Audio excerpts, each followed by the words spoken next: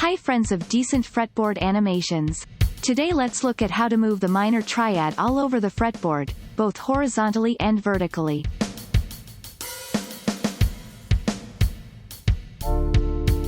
Here's a D minor triad. It consists of the root labeled 1, the minor third labeled M3 and the fifth labeled 5. The root labeled 1 is the D on the third fret of the B string. This chord voicing uses the high strings only, so it is most useful if you play along with a bass player or a guitar buddy who plays the full bar chords. Let's move the triad vertically down one string. Note that we need to adjust for the tuning of the B and G strings by lowering the note on the G string.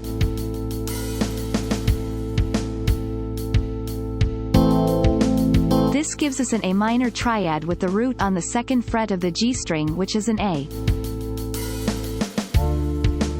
We can move this shape horizontally up the neck to the 7th fret to make it a D minor chord. Notice that this chord has the exact same notes as the D minor chord we started with. Okay, let's go to the next inversion of the D minor triad. Again we have a D minor triad, but this time the root labeled 1 is on the 7th fret of the G string.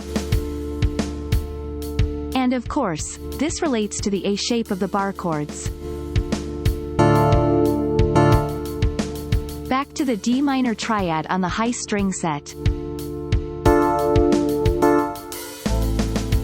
Let's move it down one string so that the root is on the 5th fret of the D string and do the adjustment for the tuning of the G and B strings.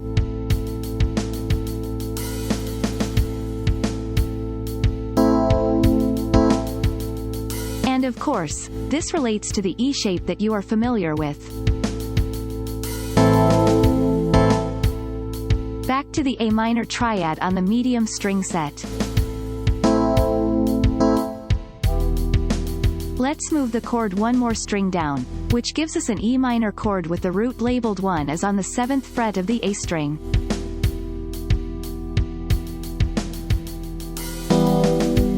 This sounds a bit muddy and dark and is not used very often, but you should know it when needed. Back to the A minor triad.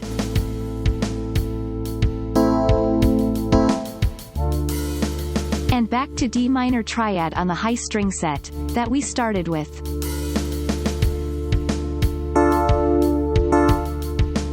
Let's move to the last inversion of the D minor triad with the root labeled 1 on the 10th fret of the high E string.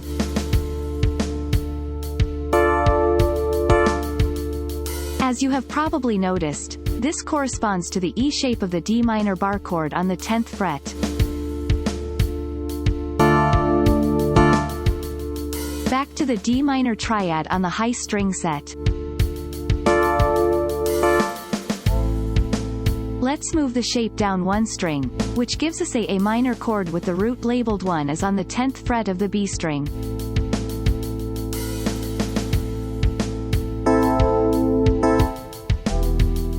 Let's move the shape down on more string and adjust for the tuning of the B and G strings.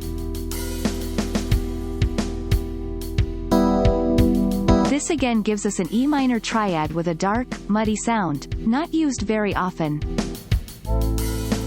Back to the A minor triad.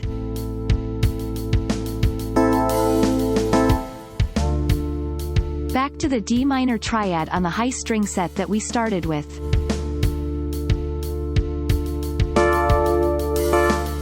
That's it. Thanks for watching. If you find this useful, please press the like button and subscribe.